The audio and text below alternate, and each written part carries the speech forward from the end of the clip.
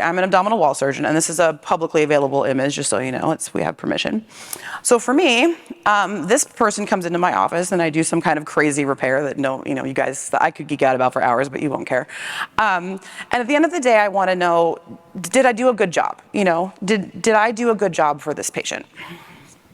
And so there's a few different ways I could look at that. These are just 4 of the things that I thought of, complications, recurrence, cost, and quality of life. And even within this, there are multiple different ways to measure each of these things, right? Complications, which one? 90% of my patients who get giant robotic TARs get a seroma, just because you're dissecting in a big space, they get a big seroma. We don't do anything about it, it just goes away eventually.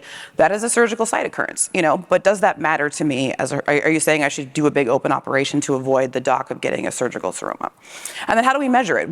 We hear this a lot with surgical infections. It's just someone who gets an antibiotic over the phone from their PCP because their wound looks red. Does that count as a surgical infection? How are we really kind of conceptualizing this? And with cost, well, cost to who? Cost to the hospital, cost to the patient, cost to the robot company, what cost, in what context does cost matter? Recurrence is my favorite, because how on earth do you capture recurrence? Is it radiology? Radiology reads a lot of stuff, you all know that, and so, a lot of patients that come back after hernia repairs, they read, possible recurrence, cannot rule out recurrence, that sort of thing. Or patients say they have a bulge. Is that a recurrence? Does it matter if I don't think it's a recurrence, if the patient thinks it's a recurrence? How are we going to define that? And then what time period? We're all very stuck on the 30-day outcomes. Hernias don't recur in 30 days. They don't even really recur in a year. They tend to recur in 5 years, 10 years, but I don't have that data. So, what sort of trade-offs am I making when I look at that story? And the last thing is quality of life. Hernia surgery is a quality of life operation. People come in because they don't like the bulge, they don't like how it looks. That guy, that guy with the really big one probably can't wear regular pants, that sort of thing.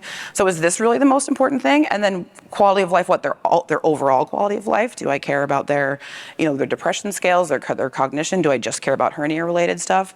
Do I care about their overall quality of life? Do I care about the change? How am I going to conceptualize all these things? And then the last thing is, I think it's very tempting once you have some outcome to make it speak for all the other things, So if I have an increased surgical site occurrence rate than my colleagues, it means I am doing a bad job. What if my recurrence rate is 0? Does that mean, what if my recurrence rate is 0, but everyone's getting surgical complications? But we're only capturing the recurrence rate, so that's the only thing we have. And I think it's very tempting, once we have a number, to make it do as many things as it possibly can, kind of forgetting that one thing can't really ever tell the whole story.